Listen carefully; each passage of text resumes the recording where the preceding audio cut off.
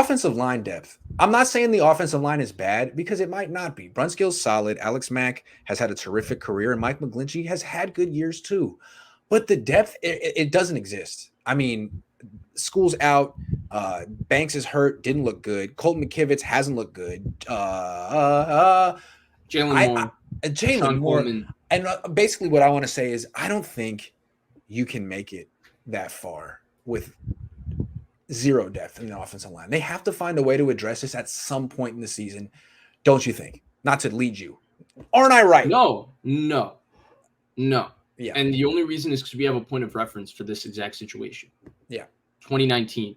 Yeah. 2019, they went into the season with all these young guys and young offensive linemen. Really, like, we're talking about these guys. The issue is that offensive line takes development, and that's why teams like having veteran backups, right? That's why they went and paid $3.5 million for a Tom Compton that can play multiple positions in an offensive line and is a veteran backup. Because ideally, you want an 8-year guy as the backup for multiple positions, you know?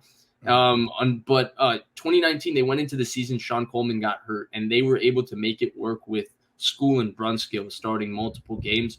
I think from that standpoint, I think they can manage it with Jalen Moore, Aaron Banks, who I'm still high on. I liked what I saw in college. Now, I'm not the best evaluator of offensive line play. I usually stay away from it just because it's a lot more nuanced than just watching a guy individually, especially guards, because you have to know so much about the assignment, where they've kicked the protection, how they've slid the protection, all of those kinds of things, where he's supposed to get help in terms of for whether he's getting help, he's expecting help from the back, he's expecting help from the center inside, all those things you have to be able to know. And it's difficult to learn all those things. And I never wanted to learn them. So that's why I stay away. And I thought Banks was just a good fit because I saw a hell of an athlete at his size and speed running outside zone and running inside zone and looking good in pass pro in terms of being strong and being physical. So I'm still high on him, but I think that this offensive line, look, is the depth concerning? I'm not going to sit here and tell you it isn't,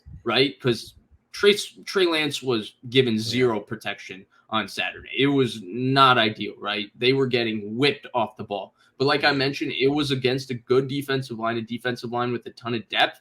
And I think that these guys are going to get eventually better. I think it's tough to write them off after one preseason game. And I think in terms of getting depth, I think the only thing they're going to be able to do is sign maybe a veteran guy that gets cut from a different roster and add him to this offensive line. Because frankly, and we talked about this ad nauseum, you and I used to go back and forth about this during the season when we would talk about whether it's Nick Mullins or whether it's the offensive line. There's just not that many good offensive linemen in the NFL, and you're just better off developing these young guys and just trying to get them as much experience as you can within your system and try to get them as ready to play as possible so they can at least do what School and Brunskill did, which was at least barely, be competent enough to be playable. It's true. Look, you make a lot of good points. It's just the problem is that Brunskill's a starter now and School's gone. And let's say, I think the Niners are in a position, and maybe I'm being a little too dramatic here, but I feel like I don't think they can win a game without Trent Williams. I mean, they can win a game without Trent Williams, but it's hard. I think it's going to be hard. And he misses a couple of games a year. He got hurt today in practice. It may not be serious, but he could miss. You got to count on him missing 2 games. And if he does, is that just 2 losses? Because, Sean Coleman's hurt too. He can't make it through a freaking game without getting hurt. He got hurt in his first preseason game. He's got hurt in preseasons before. I mean, the swing tackle is Jalen Moore, who they wanted to play guard. So I think that this is a freaking problem. And I mean, as long as they got their starting 5, they should be fine. But if they don't, you're right. Like, what are they going to do? What are you going to do? I think we looked at it the same way in 2019, right? Yeah. And when the Joe Staley, Mike McGlinchey injury happened, right, we were shocked by the performance. And I think there are ways they can better be able to do that again. Line, and they didn't do those things for their offensive linemen in terms of protecting them. Because it's a preseason game. Shanahan is the master of invariable snap count. That wasn't seen. That's true. He's the master of misdirection. That wasn't seen. He's the master of the screen game. All of those things were not there. They wanted this offensive line and to look better and Trey Lance to look better. Instead of dropping them back in the 2-minute drill, they could have called 6 different screens to the running back and to the receiver, and they could have called a push pass to Nasima Webster and done a lot of things like that to make it look better. Because frankly, we talk about this starting offensive line, and obviously Trent Williams is a Hall of Fame level player. The rest of this offensive line has their strengths and weaknesses, but just pure pass protection is not the strength of this offensive line as a whole. So a pure pass situation, I think, even if the starters that started, if you pull Trent Williams out and you insert whoever, Jalen Moore, Sean Coleman, whoever you want, and you go Mike McGlinchey, Brunskill. No, the guy's name is whoever. It's his name. It's his official name. Whoever, number 0. Lakin and who started at center? I'm blinking. Brendel, freaking Jake Brendel, something like that. Yeah. He started at center, and you have them do, and you have technically the ones, and you have them block for Trey Lance in that same situation. I think they would have struggled too. Maybe not as bad, but I think they would have struggled. Yeah. Okay. It's my job to be a little, to be like the Jewish warrior because 1, I'm Jewish, and 2, I'm quality control. So I'm just doing my job.